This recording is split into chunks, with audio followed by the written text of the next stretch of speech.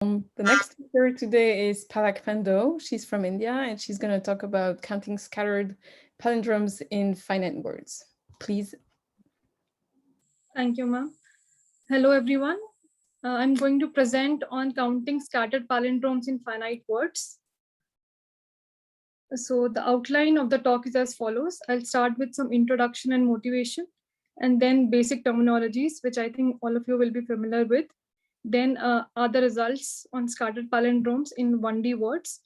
And the talk ends with some conclusions and further directions. So palindromes are the words that are symmetric under reversal. So these have been widely studied in the past, especially when we talk about Sturmian words. So there has been interest in identification of palindromes in various areas of biology, theoretical computer science, mathematics, etc., because of huge applications in string processing, error corrected codes, even face recognition technologies, etc.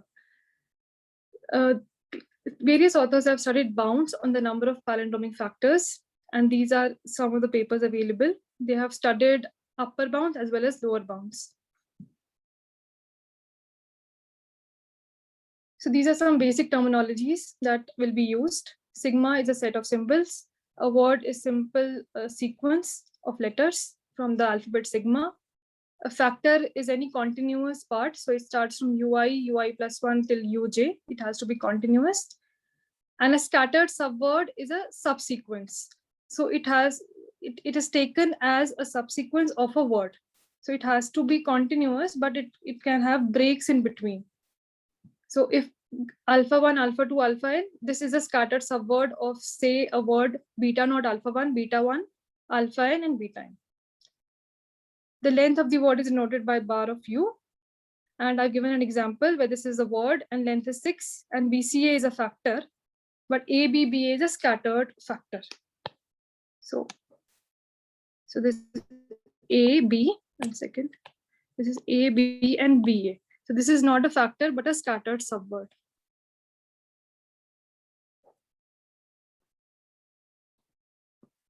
Sigma to the power n is a set of all the words of length n, and sigma star is a set of all the words. By alpha of u, we denote the set of all the substrings of length 1. So it is basically the set of all the letters that are present in that word. And u is said to be primitive. If u can be written as a power of some other word, then n equal to 1. So if u equal to v to the power n, then n is 1. The reverse of the word is denoted by just we write the string in reverse order. So now u is a palindrome if u equal to u reverse. For example, ABCCBA is a palindrome because it's equal to when we write it as a reverse string, and there's a palindrome over sigma equal to ABC. So alpha of u is ABC.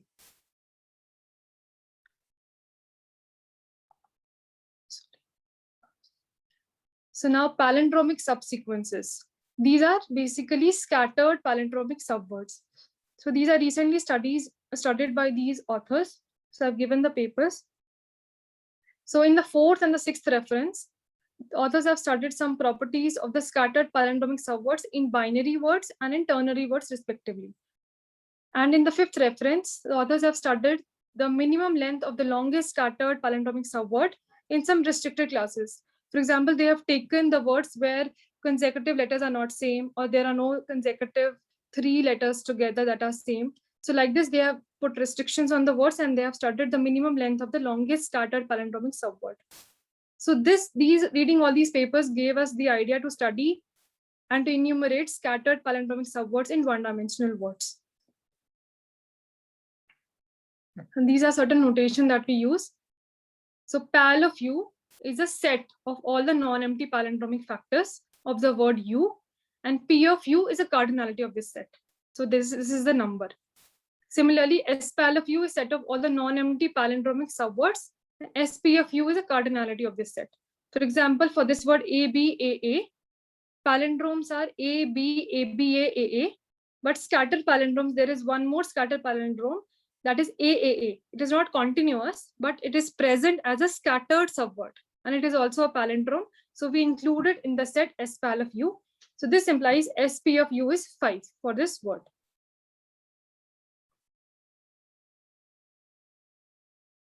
So now we start with our results. So it was proved that at most one palindromic factors can be created when we concatenate a letter to a 1D word. So this gives us that the number of palindromic factors in a word U is bounded above by the length of the word U. But we prove that the number of scattered palindromic subwords is bounded below by the length of the word. So we denote a word and we say it is a block word when it can be written as U equal to V1, V2, VR, where Vi equal to Ai to the power Ni, where all Ai's are distinct. For example, it can be AA, BB, CC. So, note that AA, BB, AA is not a block word. All the AIs should be distinct. There can be powers, but all AIs are distinct.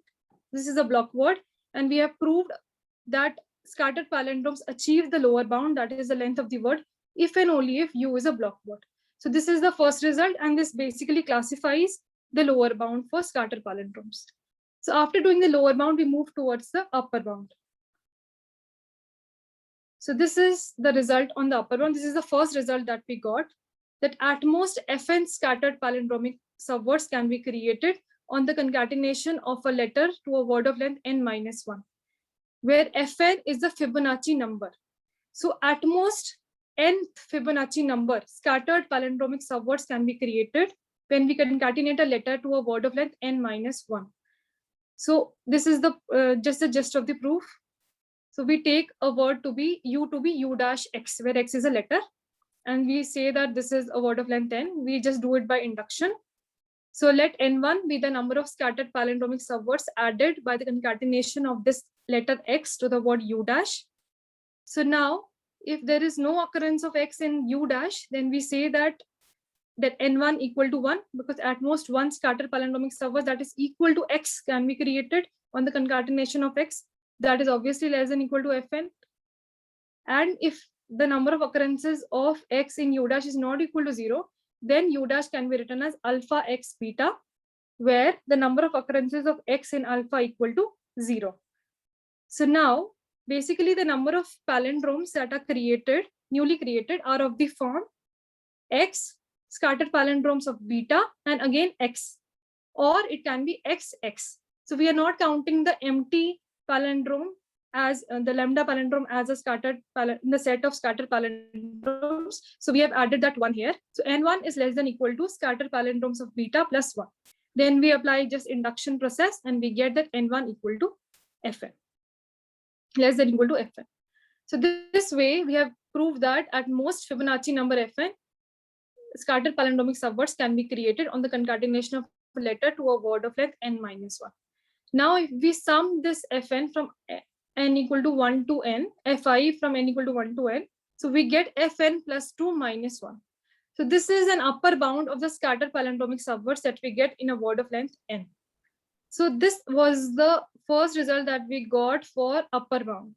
Obviously, this is not a tight bound, but that Fn bound that we got, that was, we had words that given a word of length n-1, when we concatenate a letter, we had Fn new scattered palindromic subwords. But every time if we add a letter, it is not true that Fn are only getting added, maximum Fn only getting added.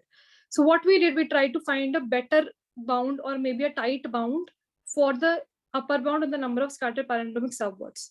So for this, we try to come up with the bounds of the scattered palindromes of a particular length. Like we have palindromic complexity, we had this scattered palindromic complexity, that is the number of scattered palindromes of a particular length in that word. So these were the bounds that we were able to achieve, that SP1, that is the scattered palindromes of length 1 in a word, can be bounded by the length. Similarly, for 2, it is flooring of n by 2. For 3 and 4, the bounds were same. N square minus 2n by 4 when n is even, and n minus 1 by 2 whole square when n is odd. And then we move to the upper side, and scattered palindromes of length n minus 2 is bounded above by the ceiling of n by 2. And for n minus 1, it is 1 if n is odd, 2 when n is even. And for n, obviously it is 1, the whole word. So these were all tight bounds. We had words that gave us that these bounds are there in that word. So using all these bounds, we again came up with a bound that was this, because for the middle thing, we took q to the power I by 2. And for everything else, we just sum it up. So we got this formula. This was also not a tight bound. So we again try to see with the help of a computer program also what is happening with that. So we found that the maximum number of scattered palindromic subwords in a word depends both on the length and the number of distinct letters in that word. The number of palindromic factors do not depend upon distinct letters. For every letter, it came out to be the length of the word. But for scattered palindromic subwords, it depends on the number of distinct letters in a word. So for example, I have presented few smaller lengths. This is 4 length and 5 length. By SPN, Q, we represent the maximum of the scattered palindromes in a word W, where W is of, sorry, 1 second, where W is of length N and the alphabet size is Q. So this is the word of length N, which has Q distinct letters. So these are the tables. So we see that for Q equal to 1, the maximum is 4, when length is 4. When Q is 2, the bound is 6. When Q is 3, again the bound is 6. And if Q is 4, the bound is 4. So it is depending upon Q. Then for 5 also we present. For 1, it is 5. For 2, it is 9. For 3, it is 10. For 4, it is 8. And for 5, it is 5. And we have also presented the words that attain the maximum. So for length 4, there are 3 words, 2 with alphabet size 2 and 1 with alphabet size 3 that attain the maximum. But for Q equal to 5, we have only 1 such word with alphabet equal to 3. Sorry. So now we have this result that we proved through induction only, that the scattered palindromes of length N with alphabet size Q is equal to 2 to the power N minus Q into 2Q minus N plus 2 minus 2. This number we got through a computer program. I'll show you the results towards the end of that program. We first found this number and then tried to prove it. So this is the result that we got, but this works only when Q is greater than equal to N by 2. And this is a tight bound. So this is the maximum number when Q is greater than N by 2 for all values of Q that is greater than equal to N by 2. This is the bound. Now we maximize this using simple techniques of calculus. So we got that the maximum number of scattered palindromic subwords in a word of length N is, when N is odd, this is a number 3 into 2 to the power ceiling N by 2 minus 1 minus 2. And for N even, it is 2 to the power N by 2 plus 1 minus 2. So this it works for Q greater than equal to N by 2 because this results is only for Q greater than equal to N by 2. And this bound is achieved when Q is either ceiling of N by 2 when N is odd, or N by 2 and N by 2 plus 1 when N is even. So now question arises that what happens when Q is less than N by 2. So for that, we have this result. So let W be a word of length N and alphabet size is Q that is less than ceiling of N by 2. Then there exists a word W dash of length N with alphabet size 1 more, that is Q plus 1, such that scattered palindromes of W is less than scattered palindromes of W dash. So that means that the maximum will always be attained in the middle, that is Q is equal to ceiling of N by 2 through this result. So then ultimately we got that the maximum number of scattered palindromic subwords in a word of length N is this number, and it is achieved only when the alphabet size is ceiling of N by 2 when N is odd, and N by 2 and N by 2 plus 1 when N is even. So these are the results we got for the maximum number of scattered palindromic subwords in a word of length N. Then the next step is obvious that we start with scattered palindromic rich words. We have rich words. Rich words are the words that have maximum number of palindromes that is equal to the length of the word. Then analogous to that only, a scattered rich word, palindromic rich word will be a word that achieves this bound. So we have also classified the words that are scattered palindromic rich. So this is the classification. For N equal to 4, there are 3 words. For N even and N greater than equal to 6, there are 2 words. If you see, these are the 2 words.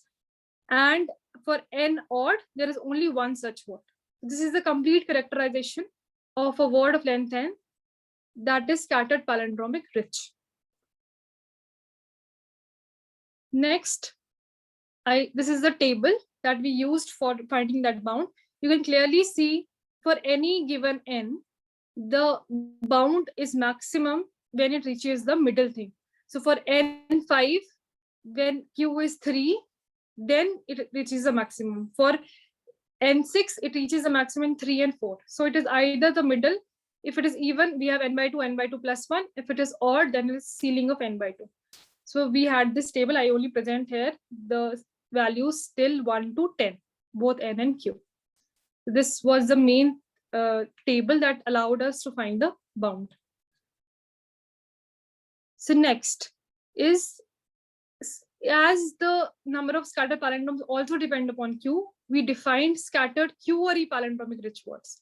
So these are the words which have length n and alphabet size q, and the scattered palindrome in that word is equal to spn, q, that is the maximum that the word can attain. So it is clear that a word of length n with alphabet size q is scattered palindromic rich for q greater than or equal to n by 2 if it attains this bound. And we also proved that for binary case, the maximum is Fibonacci number n plus 9 by 2 minus 4 if n is odd, and 2 into Fibonacci number n by 2 plus 3 minus 4 if n is even. So this was for binary case, this we found this number. And for obviously q greater than or equal to n by 2, we had that bound. So then we went on to classify these words.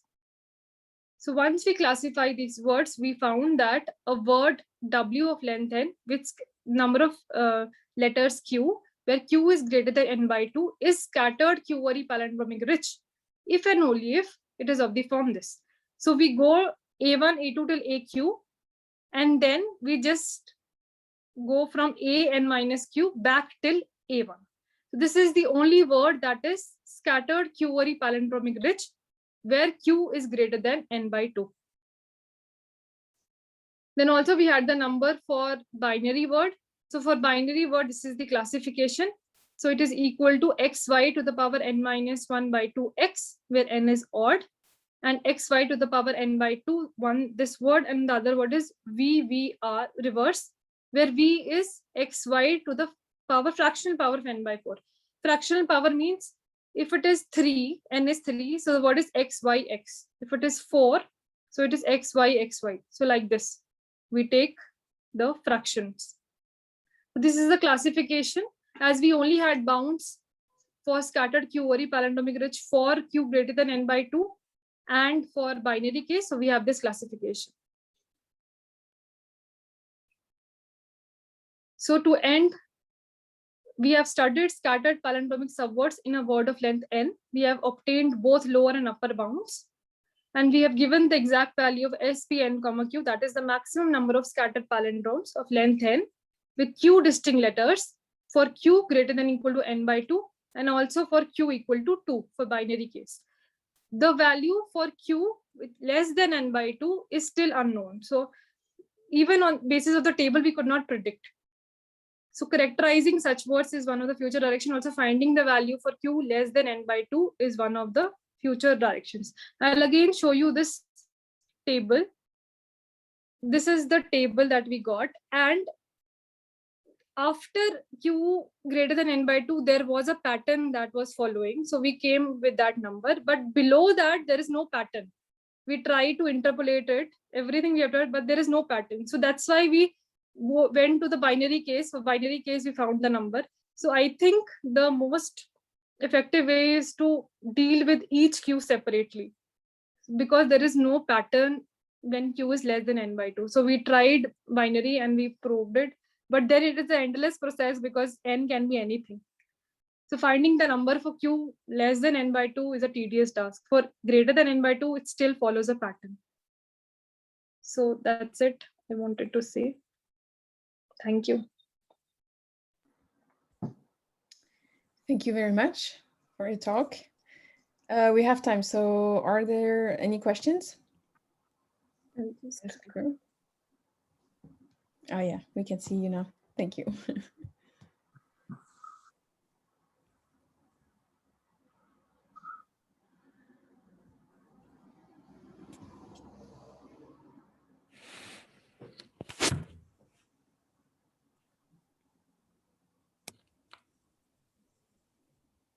Okay. It seems that there is no questions. I'll ask one quick question. Is there some efficient algorithm to find all the scattered palindromes in a word? Yeah, there is an algorithm that is open algorithm that is present that we use that takes a time of order of n square. Okay. Finding one. So that only we use and modified it using that fixed q and n, and from that we found that table. Thank you. And I wanted to say, because I'm actively looking for postdoc positions, so if anybody has any idea related to combinatorics, because in India there are no people working in this area, so that is the problem basically. And because of this pandemic, again there is a problem.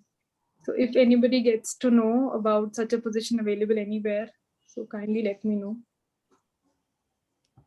Thank you so much. All right. I just have one brief Go comment. Yes. Yes. Sorry, am I interrupting? No. Go ahead. Sorry. Yeah, one brief comment. There's a recent paper by Petter and Sukup, which might be relevant to your work, called On Longest Palindromic Subwords of Finite Binary Words. I don't know if you've seen it. Yeah, I've seen it. Thank you, sir.